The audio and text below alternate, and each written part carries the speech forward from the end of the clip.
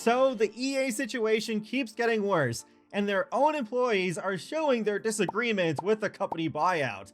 The buyout, to quickly recap, is being done by the Private Investment Fund of Saudi Arabia, or PIF for short, Silver Lake, and Affinity Partners, the last of which who has Donald Trump's son-in-law, Jared Kushner, as CEO.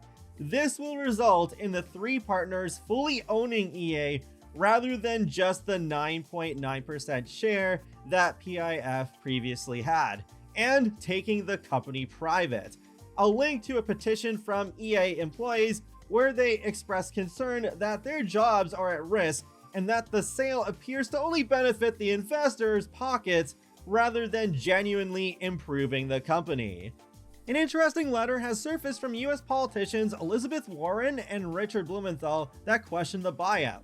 To summarize, they're concerned about the national security risks of having access to lots of sensitive information collected from EA's customers, Jared Kushner's involvement making the deal much easier to be approved with his ties to the current US president, and PIF looking to normalize its image. It has its hand in serious human rights abuses and are linked to the Saudi Arabian government, which is very against having rights for people of the LGBTQIA+ community. Having EA employees and US politicians against the buyout is comforting if it's even just a little bit. But realistically speaking, the deal is extremely likely to finalize when it's supposed to, which is sometime in early to mid 2026. The three partners are acquiring EA for $55 billion, which is an absolutely huge amount of money, plus the mentioned fact that Jared Kushner's involvement can also make the deal much easier to go through and tougher to oppose.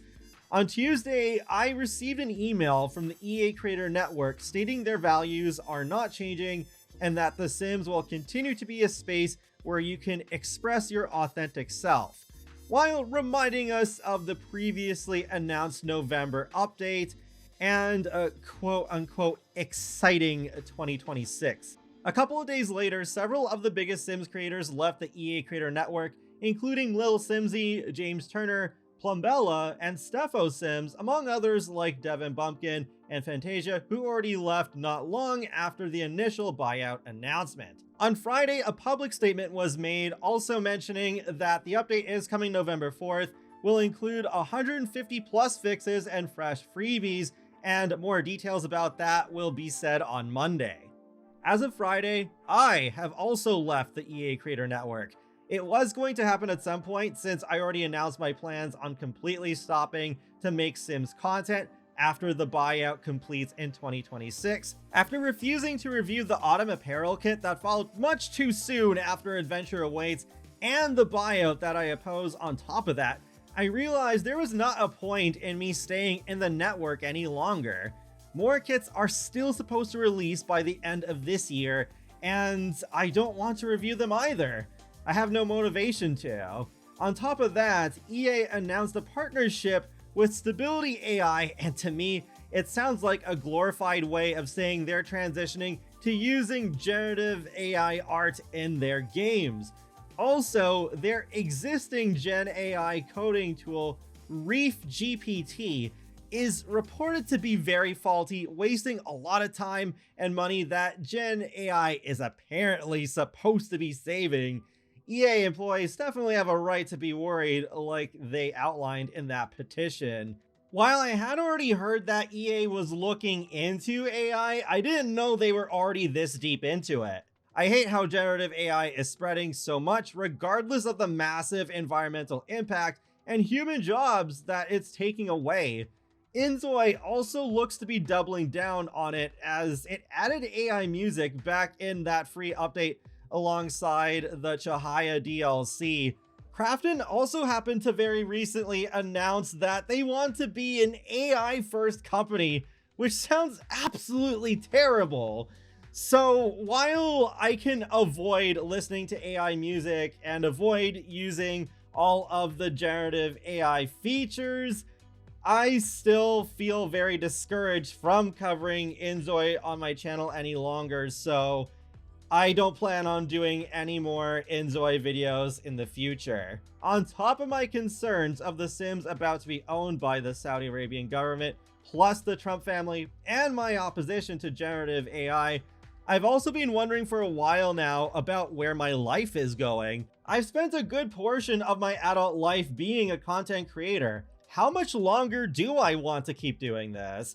No, I'm not saying I'm quitting anytime soon. This channel has been fun, but especially with how internet culture and algorithms are now, I can't deny there's also a burden, and that the best days of being a content creator are very likely well behind us. I still plan on doing what I said in my recent videos, that I gradually want to have Paralives become my channel's main focus and stop doing Sims content altogether once the EA buyout is fully completed. The one difference is now that I have stepped down from the EA Creator Network, the Sims content I make for the next few months are with the content I already own.